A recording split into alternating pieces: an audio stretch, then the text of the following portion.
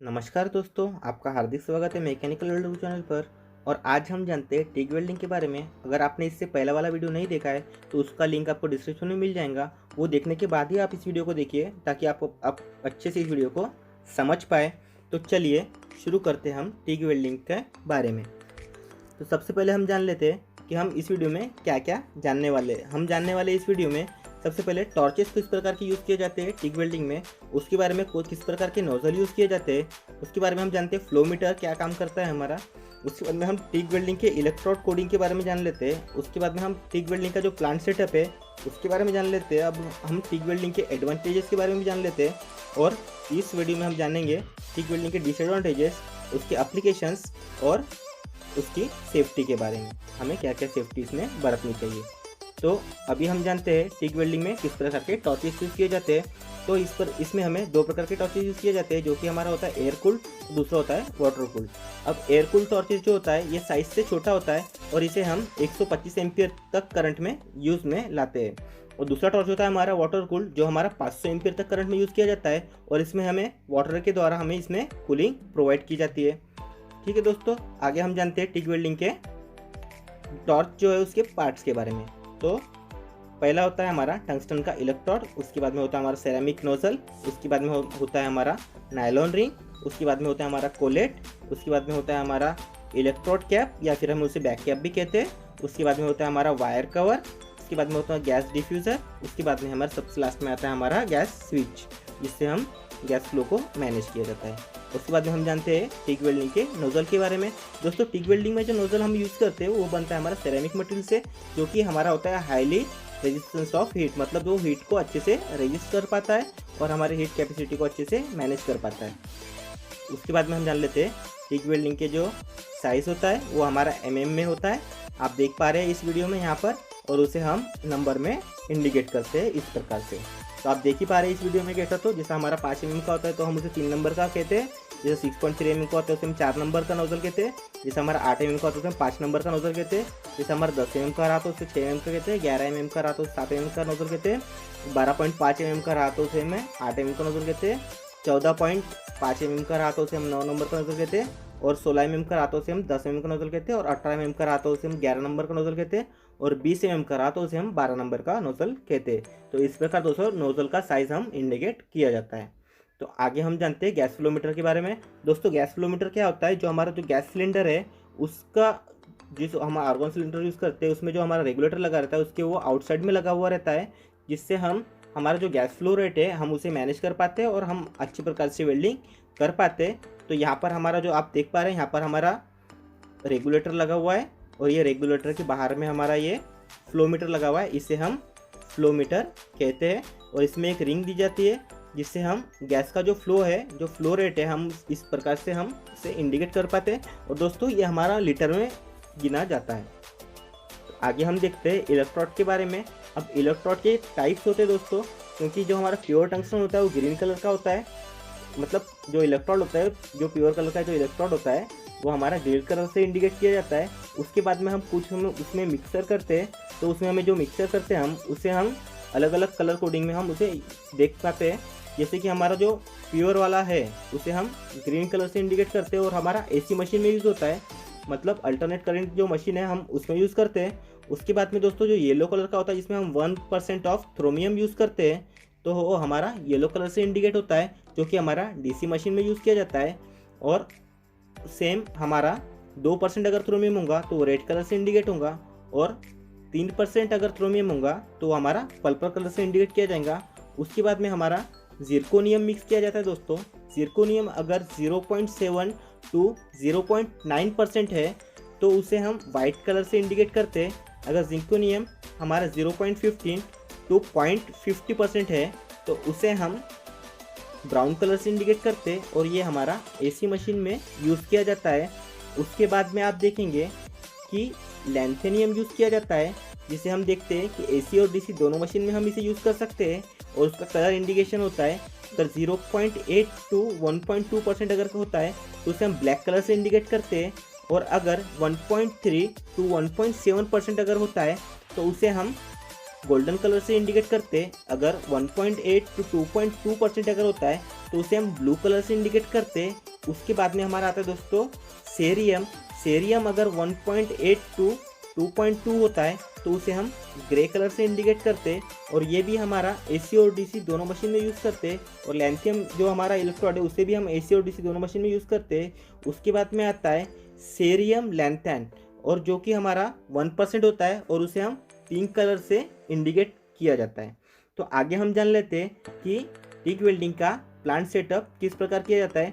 सबसे पहले जो वेल्डिंग मशीन है हम उसे अपना टॉर्च कनेक्ट कर लेते हैं, और जो टॉर्च जो अगर एयर कूल्ड है तो उसके जो पैकेज जो कुछ उसके साथ में एक्सेसरीज आई है प्रॉपर फिट की है या नहीं है, ये सबसे पहले हम चेक कर लेते हैं। अगर नहीं की है तो हम उसे बराबर फिट कर लेते हैं। उसके साथ ही साथ हमारा जो होस कनेक्शन है, होस पाइप वगैरह दिए और रेगुलेटर वगैरह जो दिए, फ्लो मीटर वगैरह, वो हम बराबर फिट कर लेते हैं।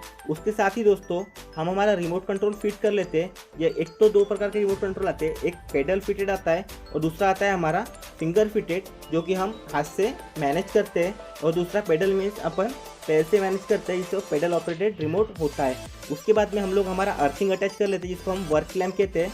तो अर्थिंग भी हम लोग वर्कपीस को अटैच कर लेते हैं। उसके बाद हम लोग पोलैरिटी सेट कर लेते हैं, जो कि हमारे को अगर एल्यूमिनियम पे करना है तो हमें यूज़ करना चाहिए direct current electrode on negative, मतलब हमारा इलेक्ट्रोड जो है वो नेगेटिव पे होना चाहिए। ठीक है दोस्तों, आगे हमें जो टंगस्टन का इलेक्ट्रोड है उसका हमारा प्रिपरेशन बराबर होना चाहिए, क्योंकि जो कि हमारा जो इलेक्ट्रोड की जो डायमीटर होती है उसके 2 टाइम्स हमें यहाँ पर उसको ग्राइंडिंग करनी पड़ती है, और इसका जो टिप है उसको हमें बराबर मैनेज करना पड़ता है। तो ये हमारा प्रिपरेशन बराबर होना चाहिए टंगस्टन इलेक्ट्रोड का। उसके बाद में हम जान लेते हैं आगे कि हमें टंगस्टन का इलेक्ट्रोड जो है उसको टॉर्च को जो बराबर अपना असेंबल कर लेना है, उसमें पॉलेट वगैरह सब कुछ फिट करके हमारा जो टंगस्टन का इलेक्ट्रोड है उसको वगैरह बराबर फिट करके हमारे टॉर्च को बराबर फिट कर लेना है। उसके बाद हमें उससे टंगस्टन का इलेक्ट्रोड इंस्टॉल करना है। उसके बाद में हमारा जो पावर कनेक्शन है वो बराबर फिट है या नहीं है, कहीं पर लूज़ है, ये हमें प्रॉपर तरीके से चेक कर लेना है। कहीं पर लूज़ कनेक्शन है तो उसे हमें बराबर फिट कर लेना है। तो इस प्रकार दोस्तों हो गया हमारा प्लांट सेटअप। उसके आगे हम जानते हैं कि टिक वेल्डिंग के एडवांटेजेस क्या क्या है। टिक वेल्डिंग का पहला एडवांटेज है दोस्तों कि जो हमारा ऑक्सी फ्यूल वेल्डिंग होती है उसके कंपैरिजन में ये वेल्डिंग बहुत फास्ट तरीके से की जाती है, और इसकी स्पीड ऑफ वेल्डिंग है वो ज़्यादा होती है compare to the fuel oxy weld, जो कि हमारा ऑक्सी एसिटिलीन वेल्डिंग भी आती है, या फिर ऑक्सीजन के साथ में हम दूसरे कोई भी फ्यूल गैसेस यूज़ कर सकते हैं। उसके साथ ही दोस्तों इसका जो मेटल डिपॉजिटिंग रेट है वो थोड़ा सा ज़्यादा होता है हमारे ऑक्सी फ्यूल के कंपैरिजन में। उसके बाद में इसमें जो पेनिट्रेशन है वो डीप पेनिट्रेशन होता है, और पेनिट्रेशन रेट इसमें हाई होता है, और इसमें स्पैटर्स उड़ने के चांसेस बहुत कम होते हैं, और स्पैटर्स इसमें कम उड़ते हैं। उसके बाद में इसमें डिस्टॉर्शन रेट बहुत कम होता है, यहाँ कि आपका मेटल जो एंड बेंड होता है उसको हम डिस्टॉर्शन कहते हैं, और वो इसमें होने के चांसेस बहुत कम होते हैं। और इसका एक और एडवांटेज है दोस्तों, इसमें आप सभी प्रकार के मेटल वेल्डिंग कर सकते हैं। कुछ डिसएडवांटेजेस भी है वो मैं आपको आगे बताऊंगा। तो चलिए देखते हैं कि इसके डिसएडवांटेजेस क्या क्या है। तो पहला है कि इसके जो इक्विपमेंट कॉस्ट है दोस्तों वो बाकी मशीनों से बहुत ज़्यादा है। जो हम लोग आर्क वेल्डिंग वगैरह यूज़ करते हैं, ऑक्सी फ्यूल वेल्डिंग यूज़ करते हैं, उससे ज़्यादा इसका इक्विपमेंट कॉस्ट है, और इसका मेंटेनेंस कॉस्ट भी और आर्क वेल्डिंग और ऑक्सी फ्यूल वेल्डिंग से ज़्यादा है। और इसमें दोस्तों एक अड़चन और आती है, जो कि हमारा ज़्यादा थिकनेस वाला मेटल होगा तो उसको वेल्ड करने में हमें इसमें डिफ़िकल्टी जाती है। तो ये हो गए दोस्तों टिक वेल्डिंग के डिसएडवांटेजेस। इसके आगे हम जानते हैं टिक वेल्डिंग के सेफ्टी के बारे में। अब हमें इसमें कौन सी प्रकार की सेफ्टी बरतनी चाहिए वो हम देख लेते हैं। हमें प्रॉपर अर्थिंग करना चाहिए हमारी वेल्ड मशीन को, जिससे हमारे बॉडी में अर्थिंग आने का चांसेस बहुत कम रहेंगे। जो आप बोलते हो करंट लगा बोल के, वो करंट नहीं दोस्तों, एक्चुअली में आपके बॉडी से अर्थिंग पास होता है। आपके ब्लड में नमक होता है और वाटर का प्रमाण ज़्यादा होता है, इसकी वजह से आपको वो अर्थिंग लगता है। इसलिए हमारे मशीन को पहले प्रॉपरली अर्थिंग होना चाहिए। ये होगा दोस्तों हमारा पहला पॉइंट। उसके बाद में देखते हैं दूसरा पॉइंट क्या है कि proper fitting of electric connection. जो हमारा इलेक्ट्रिक के जो कनेक्शन दिए, वायर्स वगैरह जो कुछ दिए हमारे मशीन के साथ में, वो हमें बराबर से फिट होने चाहिए हमारे वेल्ड मशीन के साथ में। उसके बाद में हम आगे का पॉइंट देख लेते हैं दोस्तों कि अगर हमारी मशीन जब हमें यूज़ करना है दोस्तों, जब तक मशीन बंद नहीं है तो उसके किसी प्रकार के कनेक्शन को छेड़ना नहीं है। आप मशीन बंद कर लीजिए, उसके बाद में उसके जो कनेक्शन है उसको चेंज कर लीजिए, या फिर आपको पोलैरिटी भी चेंज करनी है तो पहले मशीन बंद कर लीजिए, उसके बाद में आप पोलैरिटी चेंज करके फिर से मशीन शुरू कर सकते हैं। ऐसे बिना मशीन बंद करें अपना मशीन को खोलिए, ना उसकी पोलैरिटी चेंज कीजिए। उसके बाद में हमें प्रॉपर सेफ्टी शूज़ का यूज़ करना है, जिससे हमें अर्थ लगने के चांसेस बहुत कम रहे। उसके बाद में जो हमारा वेल्डिंग का एरिया है वो हमें प्रॉपर तरीके से क्लीन करना चाहिए कि वहाँ पे जलने वाला पदार्थ कोई ना हो, और उसमें जो वेल्डिंग जहाँ पे हमें करनी है वहाँ पे करोजन ना हो। अगर करोजन रहेगा तो दोस्तों वो जो आपके स्पैटर्स रहते हैं वो कार्बन के रूप में उड़ के आपको लग सकते हैं, तो इस बात का आपको ध्यान रखना है। और इस बात का भी आपको ध्यान रखना है कि आपके पास में जो वेल्डिंग आपको करनी है उसके पास में किसी प्रकार का ऑयल, गैसेस या एलपीजी वगैरह कुछ ना हो जो कि जल सकता हो। जलने वाला कोई भी पदार्थ आपको आपकी वेल्डिंग के पास में नहीं रखना है, तो इस बात की आपको सुरक्षिता बरतनी है टिग वेल्डिंग के अंदर में। उसके बाद में दोस्तों आपको प्रॉपर तरीका हेलमेट यूज़ करना है। जनरली इसमें हम ऑटो डार्कनिंग ग्लासेस यूज़ करते हैं, ऑटो डार्कनिंग हेलमेट भी आप यूज़ कर सकते हैं इसमें। तो इस प्रकार से आपको इसमें यूज़ करना है, हेलमेट का प्रॉपर यूज़ करना है और हैंड सीट का आपको प्रॉपर इसमें यूज़ करना है। उसके बाद में जब आप चिपिंग करते हो तो आपको ग्राइंडिंग ग्लासेस यूज़ करने हैं, जो कि हमारे वाइट गॉगल्स हम जिसे कहते हैं जनरली, लेकिन आपको वो यूज़ करने हैं चिपिंग करते वक्त वगैरह। लेकिन जनरली इसमें स्लैग का निर्माण नहीं होता, बट फिर भी आपको ये यूज़ करना है ताकि आप जो हीट वगैरह जो आती है उससे आपका बचाव हो सके। अगर आप हेलमेट का यूज़ करते हैं तो भी अंदर से आपको वाइट गॉगल्स का यूज़ करना चाहिए। उसके बाद में हम जान लेते हैं आगे का पॉइंट। उसके बाद में हमें एप्रॉन का यूज़ करना है जो कि हाईली हीट रेजिस्टेंस होता है, और ये हमें लेदर का यूज़ करना है दोस्तों, जो कि हाईली हीट रेजिस्टेंस होता है। तो इस बात का आपको ध्यान रखना है। अगर आपको ये वीडियो समझ में आई हो तो प्लीज़ इस वीडियो को लाइक करें, शेयर करें और सब्सक्राइब करें। और दोस्तों बहुत बहुत शुक्रिया आपको ये वीडियो देखने के लिए। धन्यवाद दोस्तों।